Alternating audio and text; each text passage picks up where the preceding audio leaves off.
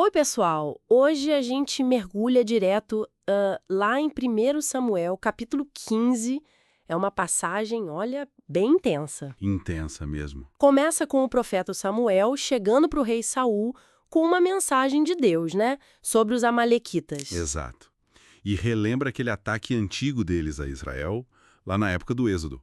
E a ordem divina é chocante.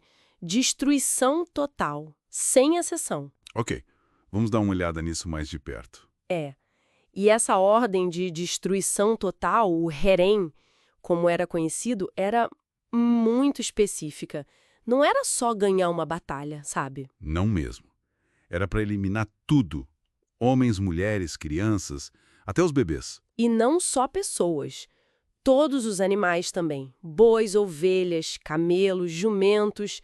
Nada podia sobrar. Pesado. E aí Saul, bom, ele obedece, né?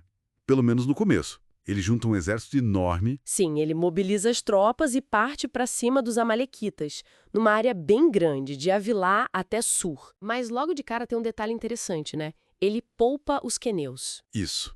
Ele avisa os queneus que moravam por ali para eles se afastarem, para não serem pegos no meio do conflito. Uma espécie de gratidão por eles terem ajudado Israel lá atrás. Isso mostra que ele tinha, assim, um certo discernimento, né? Com certeza.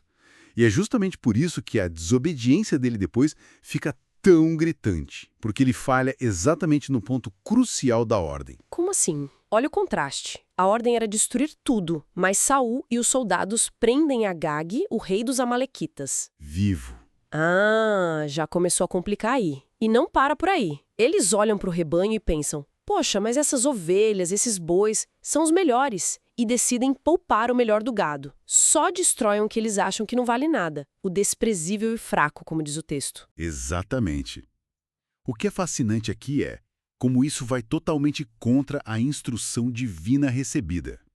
Era para ser aniquilação total. E a reação de Deus é imediata, certo? Ele fala com Samuel. Imediata e forte. O Senhor diz a Samuel, basicamente, me arrependo de ter feito Saul rei. Ele me desobedeceu, não seguiu minhas instruções.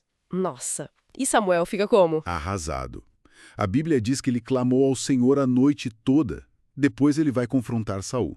E é aí que a coisa fica realmente interessante. Porque Saul chega para Samuel todo, né? Obedeci sim, cumpri as ordens do Senhor. Pois é. Só que não contava com a trilha sonora. Exato.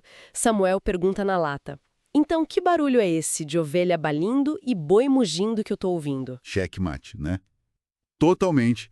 A prova estava ali, bem audível. E a justificativa de Saul, então? Primeiro ele tenta culpar os soldados. Ah, clássico. Foram eles que quiseram guardar os melhores animais para sacrificar a Deus. E isso. Mas Samuel não cai nessa. Ele pressiona e aí Saul admite: pequei, tive medo do povo e fiz o que eles queriam. Essa confissão é forte. Medo do povo. Muito revelador, né? Se conectarmos isso ao quadro geral, mostra uma liderança frágil que se preocupa mais com a popularidade do que com a fidelidade ao que foi ordenado. O medo superando o dever. Com certeza. E a resposta de Samuel é daquelas frases que marcam a Bíblia, né? Marcam mesmo. Obedecer é melhor do que sacrificar. Ele coloca a rebeldia no mesmo nível da feitiçaria e a arrogância da idolatria. São palavras duríssimas. E qual a raiz do problema, segundo Samuel? A rejeição da palavra de Deus. Simples assim. Porque você rejeitou a palavra do Senhor, ele também te rejeitou como rei. A consequência é direta. E tem aquela cena do manto rasgado, muito simbólica. Sim, Saul, desesperado, agarra o manto de Samuel, que rasga, e Samuel usa isso na hora.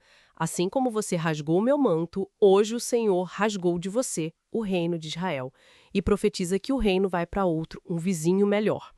Mesmo assim, Saul ainda pede para Samuel ficar, para honrá-lo na frente do povo. A preocupação com a imagem até no fim. É impressionante. E o final é bem sombrio. Para fechar a questão, Samuel manda trazer a Agag. O rei amalequita que Saul poupou. Exato, Agag talvez viesse achando que tinha escapado, mas Samuel executa a sentença ali mesmo. Diz algo como: sua espada deixou mãe sem filhos, agora sua mãe ficará sem o dela. E ele mesmo mata Agag. Uau! Isso levanta uma questão importante. sobre a execução da justiça divina naquele contexto. Sem dúvida. E depois disso, Samuel e Saul se separam de vez. Nunca mais se viram, segundo o texto. E Deus continua lamentando ter feito Saul rei. Então, o que tudo isso significa? A gente vê um conflito claro aqui. A ordem de Deus, a obediência só parcial de Saul, talvez por medo, talvez por interesse material, e as consequências gravíssimas dessa falha. Mostra como a liderança pode ruir quando a integridade é trocada pela conveniência ou pela pressão popular. É, uma lição dura sobre obediência, liderança e as razões por trás das nossas ações. E fica uma pergunta para a gente pensar, né? Essa tensão entre seguir um comando à risca e a nossa tendência humana de interpretar, de justificar a desobediência. Como isso aparece hoje em dia? Na nossa fé, no trabalho, nas nossas responsabilidades. Exato. Onde traçamos a linha? Até que ponto a adaptação é válida e a partir de onde ela se torna, de fato, desobediência? É um dilema bem atual, eu acho.